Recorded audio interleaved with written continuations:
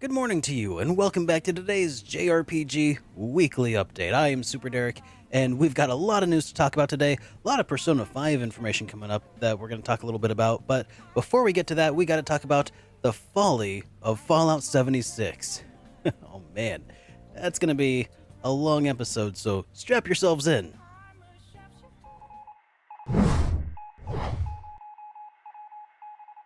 Just when you thought Bethesda couldn't possibly have dug themselves a bigger hole, it suddenly collapsed in on itself into a black hole, and they are still digging. Bethesda, on the heels of the announcement last week that their Wastelanders expansion pack was going to be delayed, decided that this was the opportune moment to announce that they are going to be asking money from players. More money. They want more money. $100 a year if you want to get the whole year-long subscription service that gives you the ability to play in a private world with 7 friends.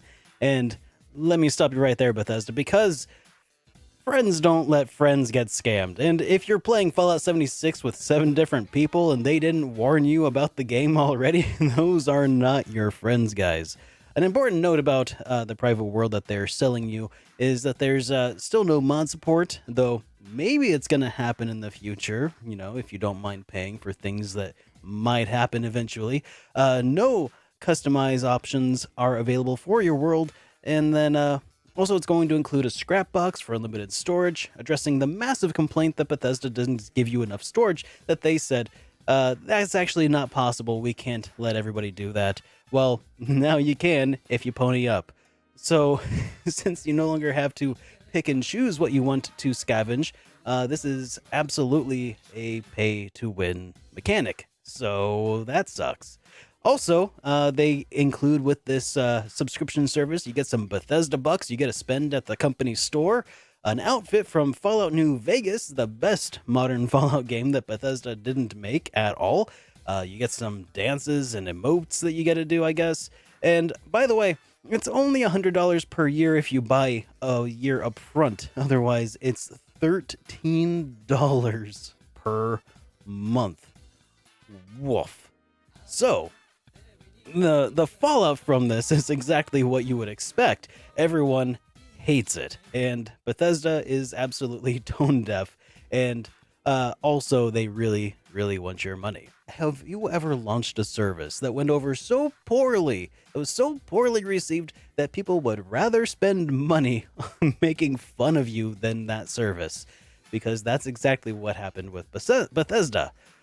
So, FalloutFirst.com was snatched up by a disgruntled gamer who noticed that Bethesda failed to register the name of their of the available domain for their new subscription service. So within like a day or two, the site they registered this and basically just mercilessly mocked Fallout First, the name of that subscription service, and all of the follies, and they took the liberty of detailing every dumb aspect about this new subscription model. It is really pretty thorough. Anyways, I think it's fair to say that this site has since gone viral and should be sending a very clear message to Bethesda about what that we are basically just getting fed up with their crap at this point. And I think Bethesda ought to be, you know, reconsidering a lot of their life choices up to this point.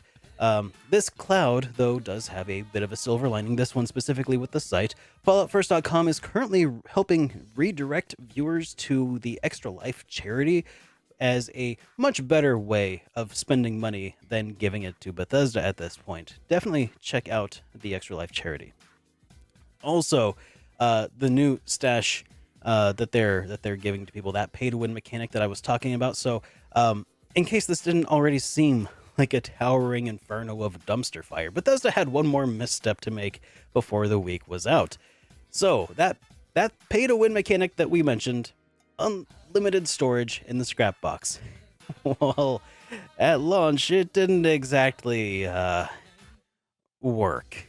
So during gameplay, when you actually are playing the game and storing stuff and taking stuff out, everything was just fine. However, upon logging out of the server or even switching worlds within Fallout 76, users have reported that everything has been disappearing. I mean, not every user has said this. It has been posted to the subreddit, FO76, a few times now already, and other users are corroborating this, but it doesn't look like it's affecting everybody. So, ironically, if you want to keep the stuff that you're putting into the scrap box, don't. Oh man. So be careful what you put in there, because you don't know if you're going to be able to get it back out. And then lastly, because Fallout First gives you a special in-game badge, there have also been reports now that anybody who has this special badge is basically being targeted in the world of Fallout 76. Wearing that special DLC outfit that I talked about that came from Fallout New Vegas is basically like painting a big old target on your back. So, in other words, Bethesda has inadvertently added a new difficulty mode by accident, and it only costs $10 a month, guys. So, in totally unrelated news, completely unrelated to the Fallout 76, last week I had completely forgotten to mention that there's another game that is coming out called The Outer Worlds. It's actually already out, and I failed to talk about it last week, and I do feel really bad about that. In case you aren't already familiar with The Outer Worlds, definitely check it out. It is by Obsidian, the people who made the best Fallout games, including Fallout New Vegas. The game looks fantastic and is exactly what you should be playing instead of Fallout 76. And speaking of Fallout 76, the thing is, man, I've not seen, at least in recent memory, I've not seen another company squander so much consumer good faith before, so much goodwill that they had before Fallout 76. They could do no wrong. Man, they released games that were buggy, but really special. And that is something that some people always hated them for. No doubt about it. I was one of the people who could see past it because I could see what the game was. Like, I could see the forest for all the bugs. and they were a lot of fun to play. And seeing Bethesda, this behemoth of Western RPGs, that really was one of the only companies that made RPGs that I cared about, Western RPGs that I cared about, them and Bethesda, or Obsidian rather, seeing them fall from grace has been really hard. And the sad thing was that I saw this happening in slow motion ever since they announced Fallout 76 at E3 a couple years ago. I actually put out a video a while back called Bethesda. It was my reaction to their announcement, and it got so much hate in those comments. But that has, well, I hate to say that everything that I was fearing has come to a head. So, well, in other news, Persona 5 Scramble got a new trailer and release date in Japan, and surprisingly, they're actually managing to make this game look like it could actually be fun. Surprisingly, I was so disappointed by the announcement of Persona 5 Scramble that I just expected it to be a non-starter for me. But based on the trailer, it looks like it's actually going to have a story worth telling and a world that you can actually explore, some pretty interesting battle mechanics. I mean, it's obviously the Dynasty Warriors mechanics. I don't mind them. I don't hate them. I could take it or leave it, but as long as it has an interesting story to tell and it feels like a real action RPG, this could be something worth my time, and I'm kind of starting to get excited for this. So, Japan's release date that has been revealed as being February 20th of 2020, which is pretty cool, 2/20/2020.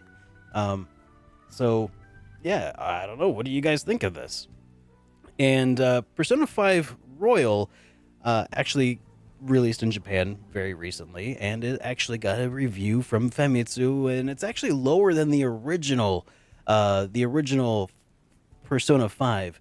Persona 5 Royal got a little bit lower. They said that the game is overall better, though. A lot of people were concerned about this. They said that the overall game is better, but that they docked at some points because of a bit of a price hike in Japan. So they're concerned about that price hike. Also, they say that there are differences between the two games, like almost immediately. So they say that this is actually going to be like the new definitive way to play Persona 5. So even though they scored it lower, take that with a huge grain of salt. And that pretty much covers it for like the headlines. There weren't really any real games being announced or anything that were really noteworthy to me. There was a few things here and there, but honestly, the other news I thought was just so much more interesting. So as Broketober continues unabated, we have another wave of awesome games to keep an eye out for, including the Yakuza 4 Remaster, which is coming out on PlayStation 4 on the 29th. That is tomorrow. As a matter of fact, a lot of these games are coming out tomorrow, including Atelier Ryza, which is coming to Nintendo Switch and PlayStation 4.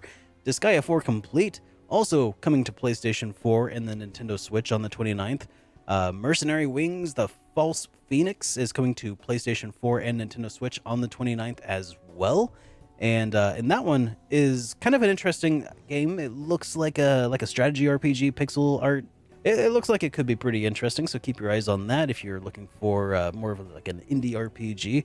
And then Vampyre is coming to Nintendo Switch on October 29th, and that game is already on the PlayStation 4 and Xbox One. So that's a lot of games coming out this week, a lot of heavy hitters. Of all of those, man, I still really want to play The Outer Worlds of all of those. But honestly, I think of all of those, Atelier Ryza is the one that I am most keen to try out. So, man, what do you guys think? What of those games was the one that seems the most grabbing to you? I think Atelier Ryza is going to kill it. I'm not positive, but I think it will. And that's going to be really interesting because, I mean, the Atelier games has always been kind of low-key releases, and I feel like this one's going to do pretty well. Anyways, guys, thanks for joining me. It has been a pleasure to talk to you today. If you like JRPG news, make sure you get subscribed because I do this every Monday. And if you like the video, give it a like. I would appreciate it. If not, give it a thumbs down. That's cool too. All right, guys, I'm going to head out. Have a nice day. I'm SuperDerek, and this has all been news to me. Take care, everyone.